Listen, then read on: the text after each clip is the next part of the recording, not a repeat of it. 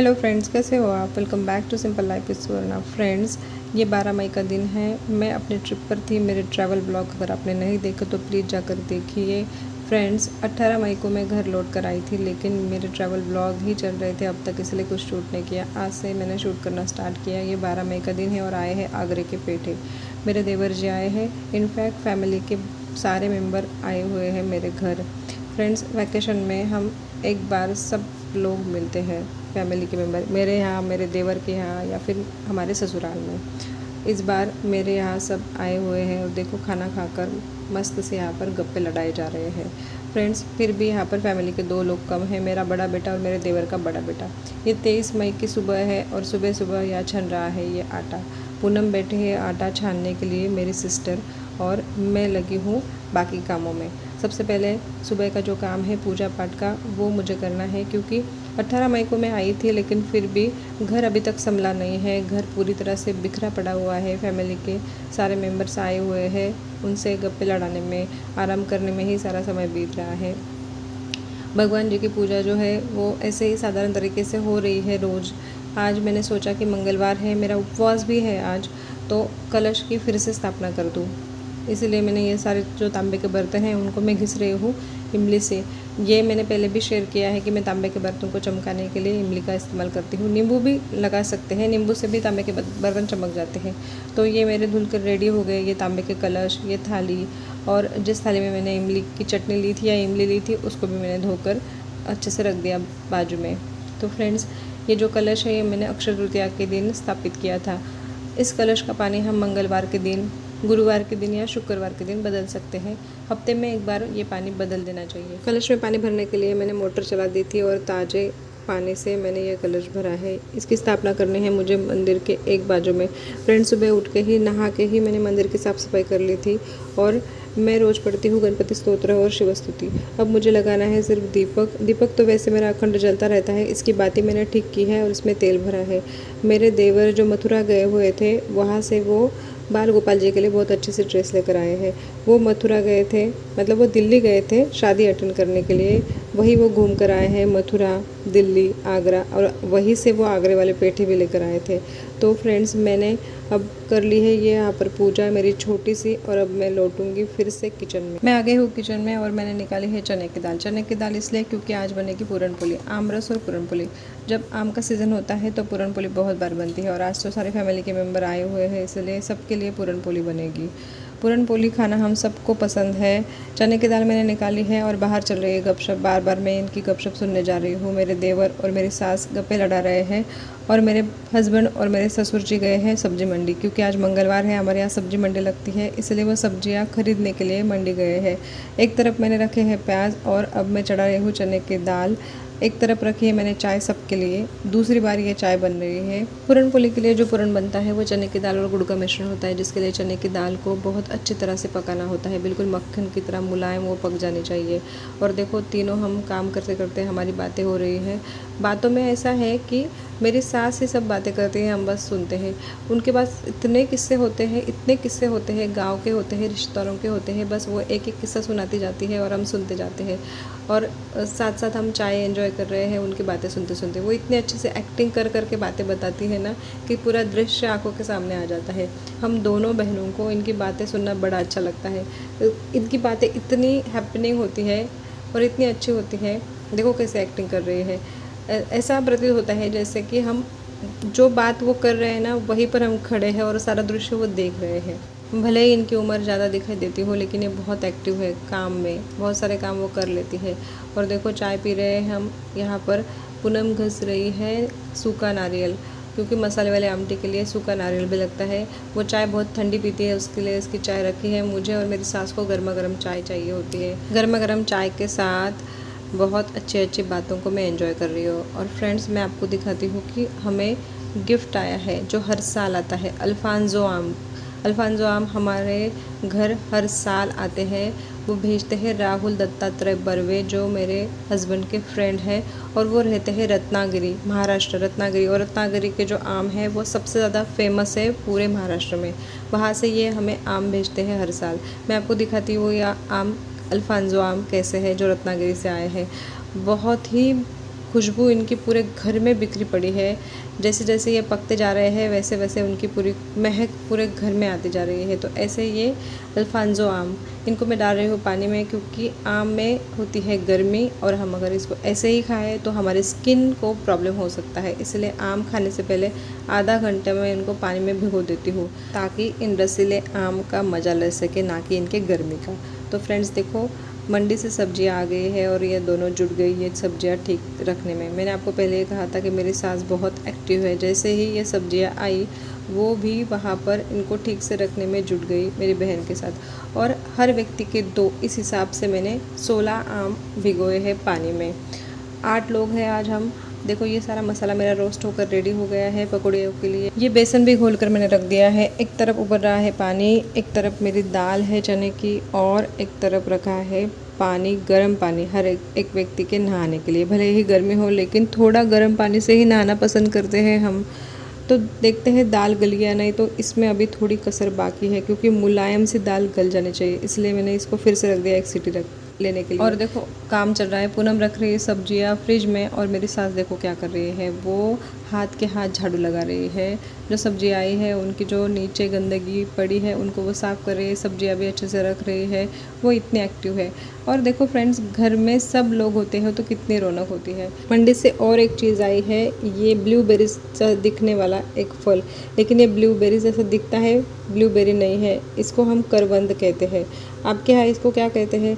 ये पहाड़ों में उगता है और हमारे महाराष्ट्र में गर्मियों के दिनों में ये मिलता है। इसको खाना बड़ा अच्छा माना जाता है। इसको धोकर नमक लगाकर खाया जाता है। इसकी टेस्ट जो होती है वो खट्टी मीठी से होती है।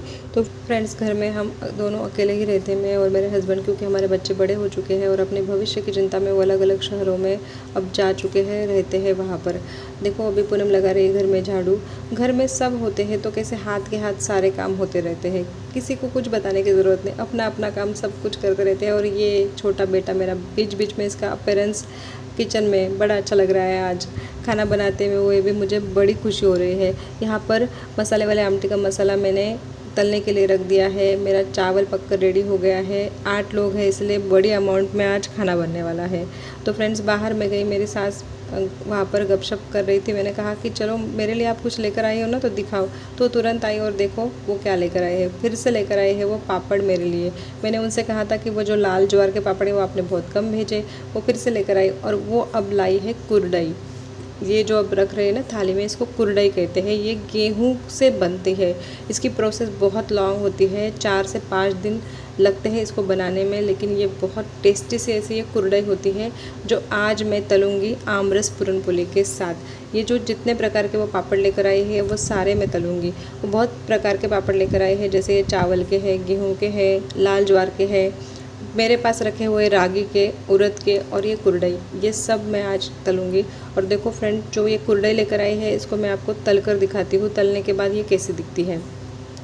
तो फ्रेंड्स, ये जो कुरडई होती है ये तल कर ऐसे भी हम खा सकते हैं स्नैक के तौर पर। बड़ी टेस्टी और बड़ी क्रंची सी होती है। बस बनाने की प्रोसेस इसकी बहुत बड़ी होती है, हर कोई नहीं बना सकता इसको, मैं भी नहीं बना सकती। गांव में मेरी मामी सास रहती है और उन्हीं की मदद से मेरी सास ये सारी चीज़ें बनाती है। ये बड़ी यूनिक ऐसी चीज़ें हैं जो खाने में बड़ी टेस्टी होती है। तो फ्रेंड्स, मैंने बहुत सारे पापड़ यहाँ पर तल लिए हैं। रागी का पापड़ तला है, उड़द का तला है, मतलब हर पापड़ 3-3 के हिसाब से मैंने तले हैं। सिर्फ यहाँ पर कुरडई जो है वो ज़्यादा तली है। ये मसाला वाले आमटी मेरी बनकर रेडी है, पापड़ तलकर मेरी रेडी है। और यहाँ पर पूनम घस रही है सारे बर्तन जो सुबह से जमा हुए हैं, क्योंकि मेरी काम वाली अभी तक नहीं आई है। मैं ट्रिप पर गई थी, उससे पहले ही वो गायब थी और अभी भी वो गायब ही है, उसका फ़ोन भी नहीं लग रहा है। लेकिन हम सब है इसलिए हाथ के हाथ ये सारे काम हो रहे हैं। सब नहा चुके हैं, पूनम ने लगा दिया है मशीन कपड़ों का। और देखो मैं फिर से इनकी बातें सुनने आई हूँ। बहुत सारी बातें होती है एक दूसरे को बताने के लिए जो फ़ोन पर नहीं की जा सकती, मिलने पर ही सारी बातें होती है। तो ये सारी बातें मैं सुन रही हूँ और मैं लौट आई किचन में। बर्तन धुलकर रेडी हो गए हैं और मुझे अब बनानी है पूरनपोली। पूरन पोली का आटा मेरा सध गया है। और फ्रेंड्स, ये पूरन पोली का जो आटा है इसको बहुत ही ज़्यादा मुलायम गूंदना होता है और एक प्रोसेस होती है इसकी गूंदने की, जो मैंने पिछले एक व्लॉग में शेयर किया था।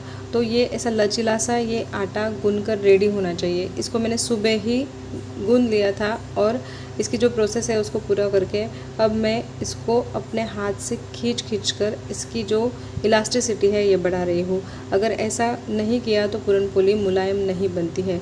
ये जो आटा है देखो कितना खिंचता है, बिल्कुल रबर की तरह, और ऐसा ही आटा चाहिए होता है पूरन पोली के लिए। हमारे गांव में तो ये बड़ी सी पूरन पोली बनाते हैं। मिट्टी का गोला सा होता है बड़ा सा, उसको चूल्हे पर रखकर बड़ी सी पूरन पोली बनाई जाती है, लेकिन मैं तो सिर्फ तवे पर ही बनाती हूँ। मैं इतनी बड़ी पूरन पोली नहीं बना सकती। और देखो समीप यहाँ पर मज़े ले रहा है कुरडई की, क्योंकि उसकी दादी लेकर आई है तो उसका हक बनता है कि सबसे पहले वही खाए।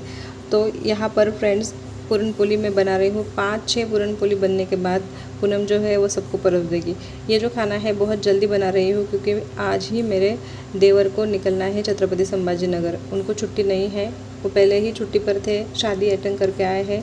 उनकी जो ट्रेन है वो 2:30 बजे की है, इसलिए जल्दी खाना खा के वो थोड़ी देर आराम कर लेंगे और फिर वो अपने सफ़र पर निकलेंगे। यही आज का प्लान है, इसलिए जल्दी सुबह खाना बना। किसी ने ब्रेकफास्ट नहीं किया, सीधा 11 बजे हम सब खाना खाएंगे। पूरन पोली का पूरन और पूरन पोली का लगाया हुआ आटा अगर सही हो तो पूरन पोली बहुत अच्छी बनती है। और पूरन पोली को देखो इस प्रकार से, मतलब उस पूरन को आटे में पूरना होता है अंदर हाथों से, और मोदक की तरह बनाकर इसका एक पेड़ा बनाते हैं और उसको सूखा आटा लगाया जाता है। मतलब मैं सूखा आटा लगा के अब इसको बेलूँगी। बिल्कुल हल्के हाथों से इसको बेलना होता है और पूरन बाहर फटकर निकल ना आए, बस यही हमें ध्यान रखना होता है, क्योंकि अंदर जो पूरन है वो चना और गुड़ का मिश्रण है, बहुत ही मुलायम है। बाहर का आटा भी बहुत मुलायम है, इसको बहुत हल्के हाथों से गूंदना होता है। माफ़ करना, इसको हल्के हाथों से बेलना होता है। देखो इस प्रकार इसको बेल कर मैं अभी बड़ी कर रही हूँ और इसको मैं डालूँगी तवे पर। और मेरी पूरन पोली बहुत ही अच्छी बनती है, बहुत अच्छी फूलती है, बिल्कुल बॉल की तरह। मैं खुद की तारीफ़ नहीं कर रही हूँ, लेकिन पूरन पोली का फूलना यानी कि अच्छा खाना बनाने की निशानी है, ऐसा माना जाता है। चलो ठीक है, तवे पर ही सही मेरी अच्छे से फूलती है। मैं बड़ी सी पूरन पोली तो नहीं बना सकती, लेकिन तवे पर ही मैं अच्छे से पूरन पोली बना लेती हूँ। पूरन पोली बनने के बाद सबसे पहले लगा दिया हमने भगवान जी को भोग। पूनम लगा रही है भगवान जी को भोग। पूरन पोली है, ये जो कुरडई जो मेरी सास लेकर आई है, ये आम अल्फांजो आम का रस और प्याज लहसुन का भोग नहीं लगता, इसलिए मसाले वाली आमटी नहीं रखी है। और देखो फ्रेंड्स, ऐसी ये थाली है जो पूरन पोली, आम रस, ठंडा आम रस बना के फ्रिज में रख दिया था। और हम सबको, हमारे फैमिली में सबको गर्मा गर्म पकौड़ी पसंद है आम रस पूरन पोली के साथ। तो इसलिए हमारा ये हमेशा का है, जब हम सब मिलते हैं एक साथ तो मैं पूरन पोली बनाने के बाद तलती हुई पकौड़ियाँ और पूनम जो है वो एक एक करके सबको परोसती जाती है। फ्रेंड्स, मेरे हस्बैंड को जाना है बाहर, क्योंकि सुबह ही बुरी खबर मिली थी। उनके एक दोस्त है, उनकी माताजी है जो गुजर गई, वो उम्र में बहुत ज़्यादा था और वहीं पर मेरे हस्बैंड को जाना है। उन्होंने थोड़ा सा खा लिया है, अभी वो वहाँ से आने के बाद खाने वाले हैं। देखो ये दूसरा बैच है मेरा पकौड़ियों का, और मैं तलती जा रही हूँ और गर्मा गर्म पकौड़ियाँ परोस रही है पूनम। गर्मा गर्म पूरन पोली, ठंडा आम का रस, गर्मा गर्म पकौड़ियाँ, इसके साथ ये सारा खाना बहुत ही अच्छा लगता है। सबको पसंद है, घर में हमारे सबको पसंद है पूरन पोली आम रस का ये खाना। देखो मेरे हस्बैंड जो है वो रेडी हो गए हैं, उनके दोस्त आने वाले हैं उनको लेने के लिए, मतलब साथ में जाने वाले हैं। ये वही दोस्त जो ट्रिप पर हमारे साथ थे सोनोने सर। मैंने उनको कहा कि थोड़ा सा खा लो, तो उन्होंने कहा नहीं, मैं सिर्फ आम रस खाऊंगा। और वो हंस रहे क्योंकि मैं उनका वीडियो बना रही हूँ, इसलिए। उनसे बातें करने के बाद, सबका खाना हो जाने के बाद हम अब बैठेंगे तीनों खाना खाने के लिए, मेरी सास, मैं और पूनम। और देखो मेरी थाली सज गई है। मेरा उपवास है, लेकिन इतना अच्छा खाना बना है, दोपहर में ही मैं फास्ट अपना ब्रेक करूँगी। चलता है, कभी कभी ऐसा चलता है। अल्फांजो आम रोज़ नहीं मिलते। तो ये सारा खाना निपटने के बाद मैं अब लगा रही हूँ किचन में पोछा। सारा किचन समेट चुका है, किचन भी मैंने साफ़ कर लिया है। सब लोग अभी आराम करने के लिए चले गए हैं। पूनम मेरा हाथ बटा रही थी, उसका काम ख़त्म हो गया, वो भी चली गई आराम करने के लिए। इसके बाद मैं भी सो गई थी। मेरे हस्बैंड कब आए, कब उन्होंने खाना खाया और कब वो ऑफिस के लिए निकल गए, मुझे पता ही नहीं। क्योंकि पूरन पोली का ये जो पकवान होता है, ये इतना भारी, मतलब इतना हेवी होता है कि खाते ही नींद आने लगती है। फ्रेंड्स, ये काम निपटा तब सिर्फ बजे थे 12:30, मतलब 12:30 तक सारा काम निपट चुका था और मेरे देवर भी आराम करने के लिए चले गए थे।